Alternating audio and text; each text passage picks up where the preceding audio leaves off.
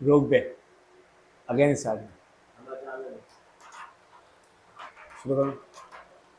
First video में हमने exercise 6.1 का क्वेश्चन नंबर 1 किया था। अब एक्सरसाइज 6.1 का क्वेश्चन नंबर 2 है, कुछ वर्ड प्रॉब्लम्स की सूरत में। सवाल है यहाँ पर when 25 added to a number. क्या कह रहा है? सबसे पहले आपने यहाँ पर इक्वेशन बनाना सीखनी है। कह रहा है कि सवाल कह रहा है 25 ऐड हो रहा है किसी नंबर से, वो नंबर हमें नहीं मालूम, तो उस नंबर को हमने सपोज कर लिया x। क्या सपोज कर लिया? तो यहाँ पर हमने लिखा है इक्वेशन में 25 प्लस एक्स। हमको जो नंबर मालूम नहीं था उसको हमने x सपोज किया। आगे कह रहा है the result is half. Half का मतलब होता है 2 से डिवाइड हो रहा है। क्या हो रहा है? 2 से divide. And the answer, answer जाहिर सी बात इक्वल टू के बाद आता है। तो आंसर क्या बोल रहा है? Answer is 3 times to its original number. 3 time का मतलब है 3 से मल्टीप्लाई होना। क्या होना? 3 से मल्टीप्लाई होना। 3 के किससे मल्टीप्लाई हो रहा है? ओरिजिनल नंबर से, जो कि हमें नहीं मालूम, जिसको हमने सपोज किया था x। एक और बार समझेंगे सवाल। सवाल था when 25 added to a number. यहाँ पर एक नंबर है जो हमें नहीं मालूम, तो हमने उसको x सपोज किया और हमने उसको 25 से प्लस करवा दिया। आगे कह रहा था the result is half. Half का मतलब होता है 2 से डिवाइड होना। क्या मतलब होता है बेटा? 2 से डिवाइड होना। तो यहाँ पर हमने 25 प्लस एक्स को 2 से डिवाइड कर दिया।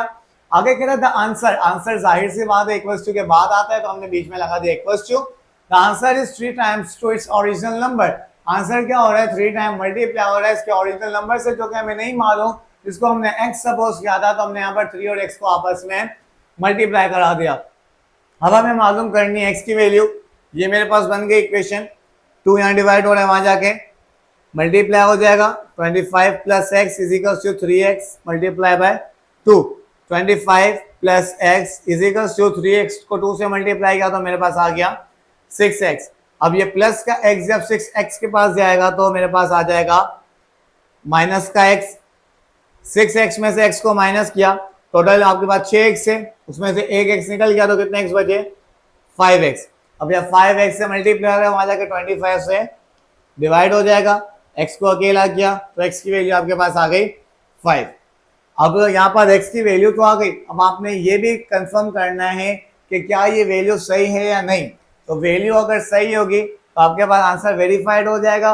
अगर आपकी वैल्यू इनकरेक्ट होगी तो आंसर आपके पास नॉट वेरीफाइड। तो यहाँ तक उम्मीदें समझ आया होगा। अब आगे मैं कर रहा हूँ उसकी वेरिफिकेशन। वेरिफिकेशन के लिए मुझे रब करना पड़ेगा। एक बार इक्वेशन देख लें एक बार सही से। अच्छा, इस इक्वेशन को याद रखना, क्योंकि वेरिफिकेशन में सबसे पहले आप इक्वेशन को पुट करेंगे जो आपने बनाई थी। बाकी का हिस्सा मैं मिटा रहा हूँ। वेरिफिकेशन कर रहे हैं, ऊपर हेडिंग पुट कर दी वेरिफिकेशन।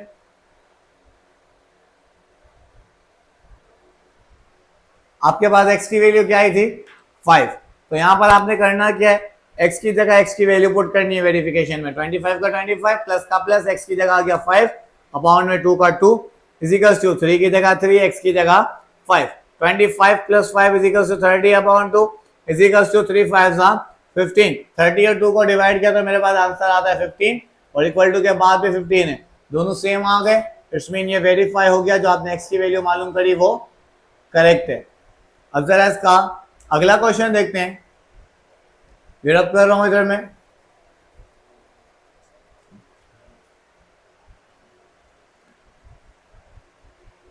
इसका नेक्स्ट क्वेश्चन है मेरे पास, when a number is added to 4 the result is equal to the subtracting 10 from 3 times of it, what is the number। सवाल है when a number is added to 4। यहाँ पर एक number की बात हो रही है जो कि ऐड हो रहा है किससे? 4 से। यहाँ पे इक्वेशन बना रहा हूँ, ध्यान से देखना।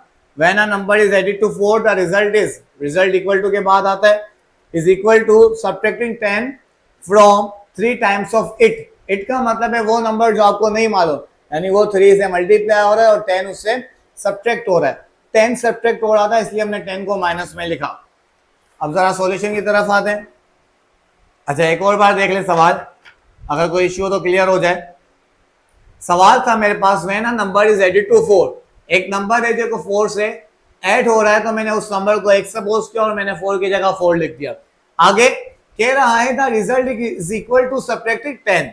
10 सब्ट्रैक्ट हो रहा है किससे? रिजल्ट से। रिजल्ट इक्वल टू के बाद आ रहा है इसलिए इक्वल टू लगाया। 10 सब्ट्रैक्ट हो रहा है किससे? 3 टाइम ऑफ इट यानी वही नंबर जो आपको नहीं मालूम, और 3 टाइम का मतलब आपको पिछले सवाल में भी बताया था, 3 टाइम का मतलब है मल्टीप्लाई। तो वो ओरिजिनल नंबर 3 से मल्टीप्लाई हो रहा है और 10 उससे सब्ट्रैक्ट हो रहा है, तो यहाँ पर मैंने 3 को x से मल्टीप्लाई करा दिया और 10 को मैंने यहाँ पर सब्ट्रैक्ट कर दिया यानी माइनस कर दिया।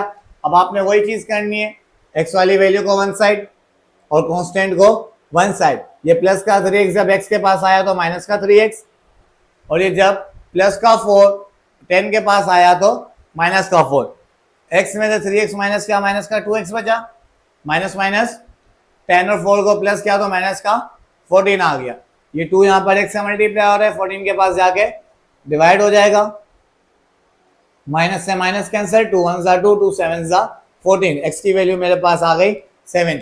अब वही चीज आपने करनी है जो आपने प्रीवियस क्वेश्चन में करी थी। यहाँ पर आपने क्या करना है, वेरिफिकेशन। क्या करनी है बेटा, वेरिफिकेशन में सबसे पहले आप इक्वेशन लिखेंगे। क्या लिखेंगे, इक्वेशन। इक्वेशन मेरे पास क्या बनी थी, x plus 4 is equals to 3x minus 10। x की जगह मेरे पास आ गया 7, 3 की जगह 3, x की जगह आ गया 7, माइनस 10 का माइनस 10, 7 प्लस 4 11, 3 7 जा 21 माइनस 10, 21 में से 10 माइनस किया तो मेरे पास 11 आ गया, दोनों सेम आ गए, इट्स मीन ये वेरीफाइड हो गया। कोई मसला इस क्वेश्चन में? उम्मीद है क्वेश्चन अच्छे से क्लियर हुआ होगा। नेक्स्ट क्वेश्चन देखते हैं।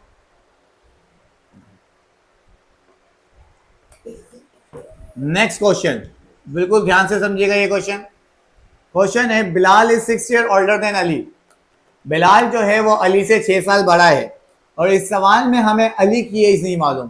किसकी एज नहीं मालूम बेटा, अली की एज नहीं मालूम। तो हमने अली की एज को x सपोज किया। सबसे पहले लिखने का तरीका, एज ऑफ बिलाल। बिलाल जो है वो अली से 6 साल बड़ा था और अली की एज हमें नहीं मालूम, तो उसको हमने x सपोज किया। और एज ऑफ अली आपने लिखी, age of Ali is equals to x, क्योंकि एज ऑफ अली आपको नहीं मालूम। सवाल देखेंगे वापस, Bilal is 6 year older than Ali 5 years from now. 5 साल मजीद बढ़ गए, तो यहाँ पर 5 साल जब बढ़ गए तो जाहिर सी बात है 5 साल का उम्र में भी फर्क आया होगा, तो दोनों में 5 5 को ऐड कर दिया। आगे कह रहा है the sum of their age will be 40। क्या कह रहा है, सम ऑफ एज कितना आएगा, 40 आएगा। कितना आएगा बेटा, यानी इन दोनों की एजेस का जो सम करेंगे वो किसके बराबर आएगा, 40 के। अब इक्वेशन बनाने का तरीका, ये एज ऑफ अली वापस लिखना हो बेटा।